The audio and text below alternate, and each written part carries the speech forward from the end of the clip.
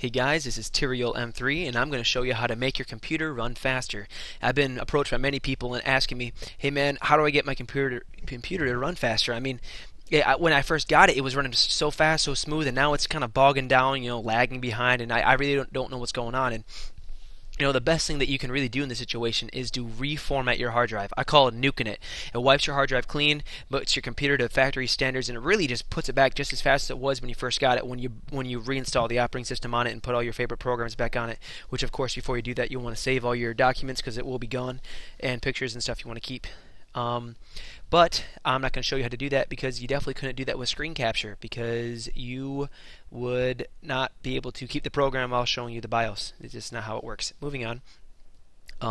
The first thing I always do when I grab someone's computer that I'm going to try to speed up, this is just basic tips and tricks, very common, is this arrow right here. Now this shows you all the basic applications that are running in the background right now. I have Steam, Impulse, and a few other things going on that is being held by my RAM right now, my random access memory.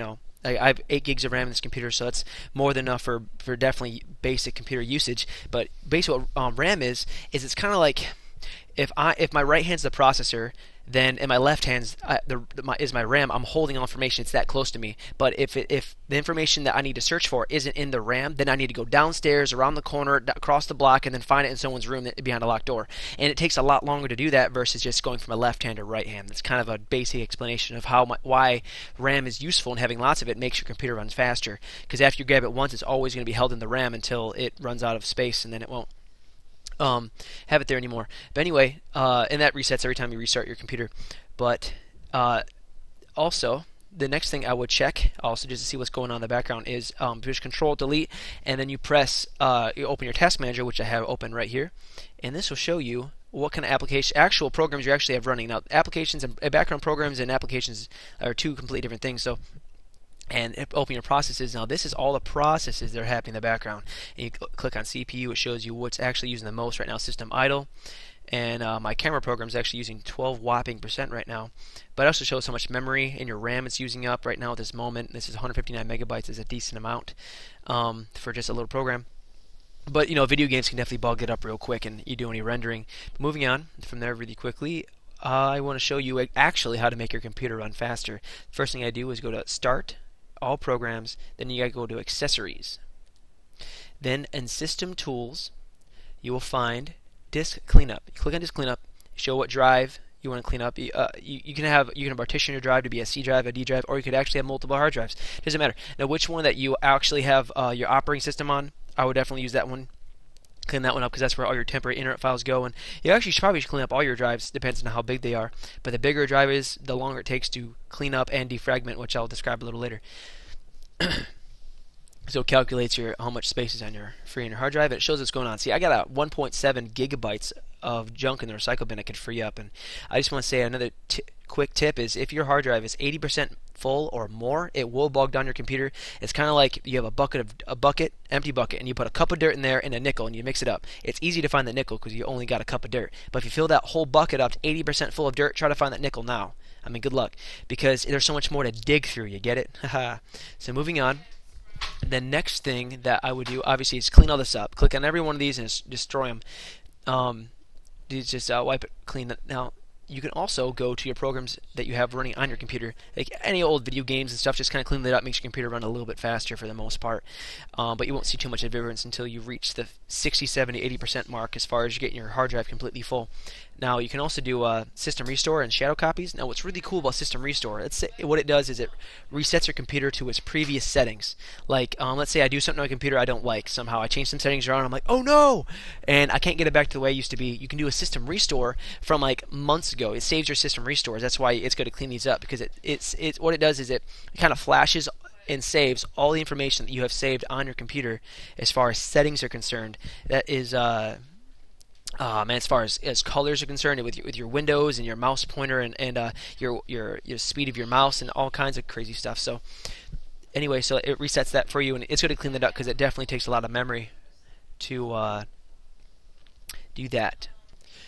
Also, a backup, a PC backup, which is listed right here, Windows Complete PC Backup, super convenient. Also, Basically, if your computer gets like hacked into or something bad happens, you're like, oh no, all my stuff's junk, a virus took it. You can create PC backups. Now what you can do is you can actually put that on a schedule, like some Sunday night at like 3 in the morning when you're definitely sleeping. You can create a PC backup. Just leave your computer on, and overnight, and it will basically take a little time. It takes like depends on how much of your hard drive you have to make into a backup. But it basically compacts like gigabytes and gigabytes of information down to about a tenth of its size, like a zip file almost, but down to a tenth of its size, and holds it on your computer so that you can actually take that and unpack it, and your whole computer is there basically. Not your operating system so much, but all your files and folders and pictures and videos. Very convenient. In case things get like messed up or you lose stuff or something is deleted, it's good to have these PC backups. But you also got to erase those because it takes up a ton of memory if you have multiple PC backups on different dates. So you can hold those on your computer. Anyway, the next step after cleaning that basic, just freeing up memory, which isn't actually improve your performance that much unless some of the programs you erase are actually in the background all the time, like Skype and stuff, which is useful. I don't know why you want to erase that anyway, but I would definitely go to Accessories again, System Tools, then you go to Disk Defragmenter. Oh my goodness, man, this thing is very useful.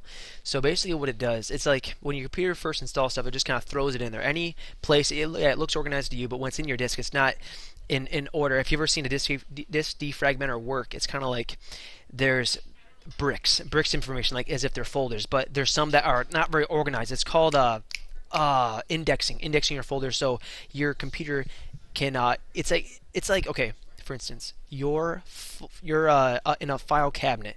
You can have, so all your files will be in the file cabinet, but they're not in order, not in alphabetical order, they're not anything. So what defragmenting does, it basically indexes all your folders to be very easily and quickly pulled up by your computer to make everything run so much faster.